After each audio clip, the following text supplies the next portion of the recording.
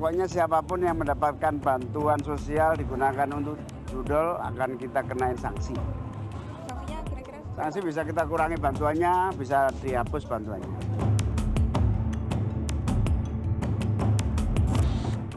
Penghentian bansos atau bantuan sosial menjadi polemik terbaru di negeri ini. Program pemerintah untuk menyejahterakan masyarakat miskin itu dinilai disalahgunakan oleh penerima manfaat. Pusat Pelaporan dan Analisis Transaksi Keuangan PPATK mengungkapkan, dari 28,4 juta orang penerima bansos, terdapat 571 ribu orang lebih terindikasi dalam judi online dari jumlah total pelaku judi online Indonesia sebanyak 9,7 juta orang. Mirisnya, sejumlah 100 orang lebih terlibat dalam pendanaan terorisme. Melihat fakta ini, pemerintah menggulirkan wacana penghentian bansos pelaku judi online dan terorisme. Kita terus telusuri, pokoknya siapapun yang mendapatkan bantuan sosial digunakan untuk judol akan kita kenain sanksi. Sanksinya kira-kira? Sanksi bisa kita kurangi bantuannya, bisa dihapus bantuannya.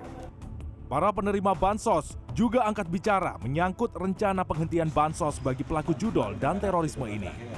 Penerima bansos ya sebaiknya yang benar-benar menggunakan ke jalan yang benar gitu loh. Kalau seperti untuk judol atau untuk terorisme ya janganlah kalau bisa.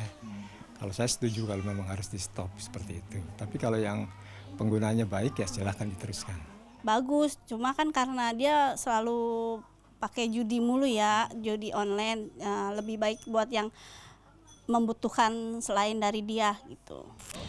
Pengamat kebijakan publik dari Badan Riset dan Inovasi Nasional BRIN, Agus Fanar Syukri, menyatakan rencana kebijakan pemerintah untuk menghentikan bansos bagi kalangan yang terlibat judol dan terorisme dapat menjadi langkah tepat guna memberikan tindakan edukasi bagi penerima bansos untuk bertanggung jawab.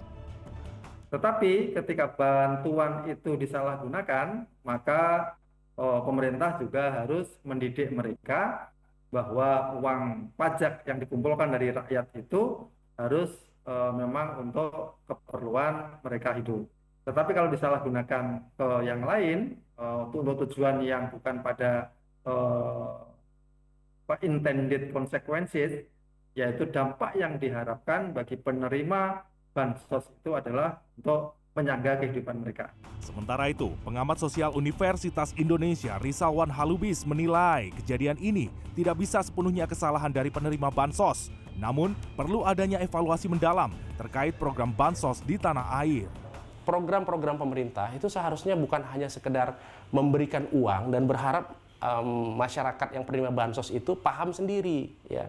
Pendampingan yang intensif seperti yang dilakukan di masa lalu dengan PKH, dengan program-program yang lain ya, yang bersifat bantuan kepada masyarakat, itu juga harusnya mengantisipasi hal-hal negatif yang belakangan ini muncul ya, judol, terorisme dan sebagainya gitu. Jadi saya kira di kurikulum pendampingan keluarga PKH itu harus ada tuh antisipasi hal itu. Rizalwan menambahkan, random sampling diperlukan sebagai langkah verifikasi untuk memastikan data penerima bansos telah valid dan sesuai dengan kondisi penerima manfaat. Lantas, dari mana asal-usul data penerima bansos? Oke, kali ini kita akan membahas polemik terkait bansos alias bantuan sosial yang menjadi sorotan. Ya, penerima bansos sebenarnya itu sudah ditentukan berdasarkan data terpadu kesejahteraan sosial atau DTKS, atau juga data tunggal sosial ekonomi nasional yang disebut DTSEN.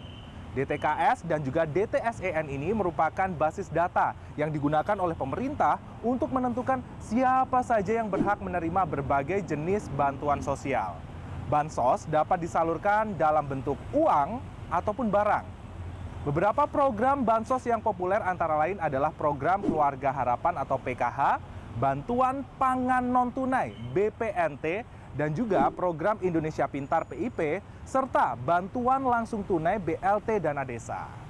Nah, dari beberapa program tadi, ada beberapa yang rentan penyelewengan, seperti program Keluarga Harapan PKH dan Bantuan Pangan Non-Tunai BPNT. Biasanya berupa pemalsuan data, setelah itu juga pemotongan hingga penyaluran yang tidak tepat sasaran.